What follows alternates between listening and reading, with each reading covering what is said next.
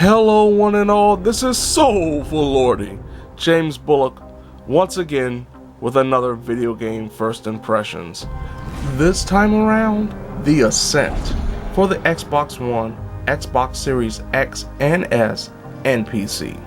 The Ascent is a top-down third-person shooter that plays less of an RPG like, say, Fallout or even the recent Wasteland 3, and more like a twin-stick shooter, as you're able to move around every stage running and gunning, or in the case of certain elements, popping shots off from cover.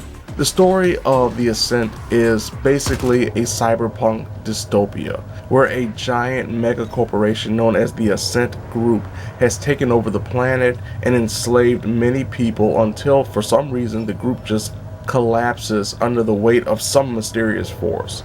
And this causes the player created character, because you can't create your character, it's not the most fleshed out and impressive character creator, but considering the aspect of the gameplay, it's really not that necessary. As your created character, it's up to you to stop this brooding civil war that has seen districts be broken up by specific gangs and rivals, gunfights happening everywhere, and of course a barter system that is rooted in the idea of whoever has the most money, of course, has the most power. But the main draw isn't really the story. From what I've experienced thus far, both when it comes to main missions and side missions, a majority of the characters, these alien creatures, aren't the most awe-inspiring or emotionally attachable. It's really hard to really get into the narrative thus far and the characters themselves, because they feel so stoic and stagnant in a lot of ways, very much trope heavy in regards to the cyberpunk genre.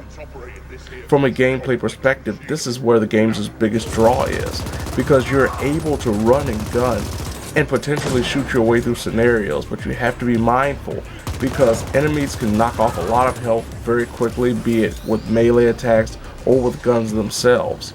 The player has to be on their toes at all times, because if you're not, you'll be easily overwhelmed and killed. The amount of times I died playing this game in just the first few hours is ridiculous because of the mounting numbers that occurs when you're facing enemies. While you can pick up health restoration items during the middle of a battle if the enemy does drop them, it still can be very difficult.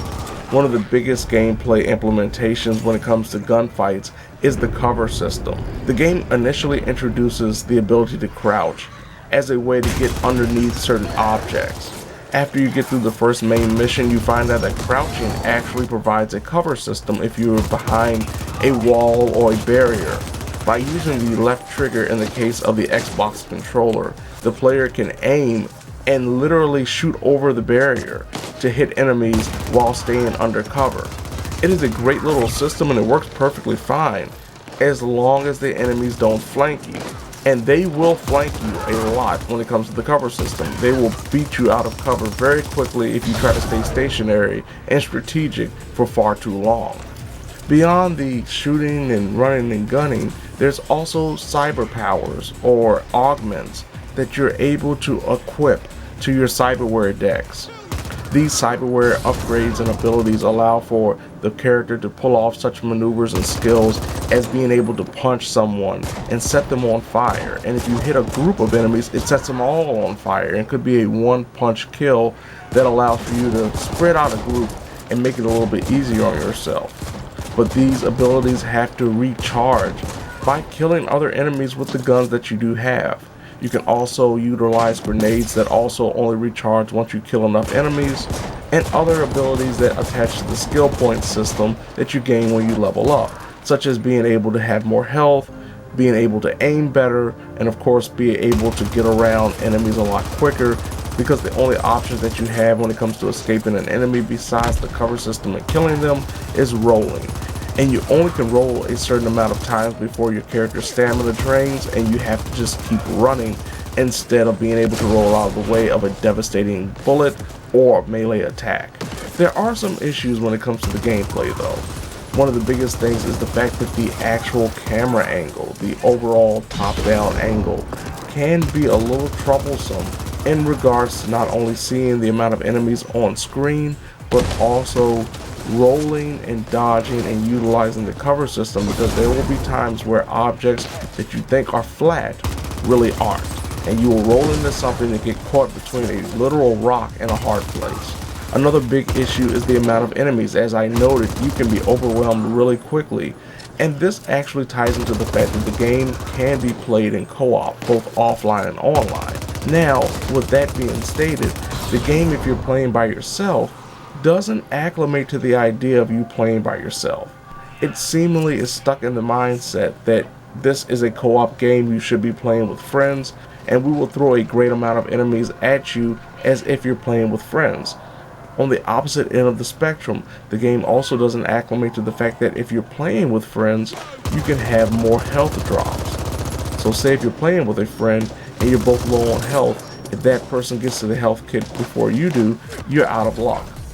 Another issue when it comes to encountering enemies is also the fact that the game does have a kind of wonky waypoint system that may or may not take you to an area where you'll encounter enemies that are twice your level, which of course means that you will die. And thanks to the game's kind of odd checkpoint system, you may have to go a great distance across the map to get back to where you were when you died originally. From a positive perspective when it comes to having to respawn is the fact that the enemies that did die, as long as you haven't restarted the game or cut it off, will stay dead, and the only enemies you will have to fight are the ones that remained alive when you did die. As I noted with the cyber deck, the skill upgrades, and of course the overall character customization is also the ability to upgrade your weaponry. Thanks to the multiple barter systems that are available, you can customize and upgrade your weapons in a variety of ways, such as making it easier to aim to blast people apart, or simply having more ammo. One of the biggest pluses about the overall gunplay too is the fact that ammo is infinite. You don't have to pick it up, but you do have to reload once it does go empty. And depending on the reload speed of that weapon, it could leave you open for a very detrimental attack. From a technical aspect, the game definitely has some issues. As mentioned, moments like rolling into a barrier that you didn't know was a barrier because of the way the camera's angled. The waypoint system not being the best. The overwhelming enemy odds when you're playing by yourself. The lack of health kits when you're playing with others. But another big issue, of course, is frame rate drops. This game, of course, looks great and it plays great a majority of the time, but when you're moving through the city and you're fighting a bunch of enemies, the frame rate can drop no matter what you're playing on. Also, as great as the game looks when it's in motion, the cutscenes themselves actually look pretty last gen, if not a gen before. It's odd because the character models in the cutscenes look rubbery and slimy. Speaking of moving throughout the world, the game doesn't feature a real dedicated sprint button. You can run, quote unquote, but it goes very slowly no matter what kind of character you're playing as. You will notice how long it takes you to get from point A to point B. As I noted, due to the checkpoint system, this can really make it a long-winded process from going from the point that you respawn to the point where you die to restart a mission. Also, a majority of the missions thus far have been pretty lackadaisical. Other than the firefights, the character interactions, and really the mission structure in general, isn't that revolutionary or interesting. From a customization aspect beyond the general nature of the lacking character customization options, is the fact that armor never really feels like it's benefiting the player no matter what they switch to. You can get armor pretty early in the game, but it doesn't feel like it makes that much of a difference in terms of reducing damage. Also, there are environmental hazards that litter some stages, and depending on when you shoot it or even the enemy shooting it, it will explode pretty quickly and could knock down a big chunk of health before you even recognize what just happened. It does give you a warning area where it's about to explode, but you could be right in the heart of it and it explodes way before you can roll out of the way. Overall, the Ascent is actually a very enjoyable twin-stick shooter, but the lacking story thus far and some big technical issues really hurt the overall presentation and the enjoyment of the Ascent. If you have Game Pass, I definitely suggest you go that route. Try it out, see how it plays to you, give it a few hours, because the first couple of hours, I will say, are a little bit of a slog, and once you get past that, you will definitely understand what you enjoy and maybe what you don't enjoy about the Ascent a lot better than you would in the first couple of hours. And if you don't have Game Pass, I suggest you still get Game Pass to try this out, because it's hard for me to wholeheartedly recommend this to someone that may be just on the fence about experiencing something that can be this crushing. So there you have it. This has been Soulful Lordy, James Bullock, once again with another video game first impressions, The Ascent, for the Xbox One, Xbox Series X and S, and PC. Now, if you don't mind, a pair of gigantic sledgehammer swinging aliens have busted through a wall, and I have to shoot them down.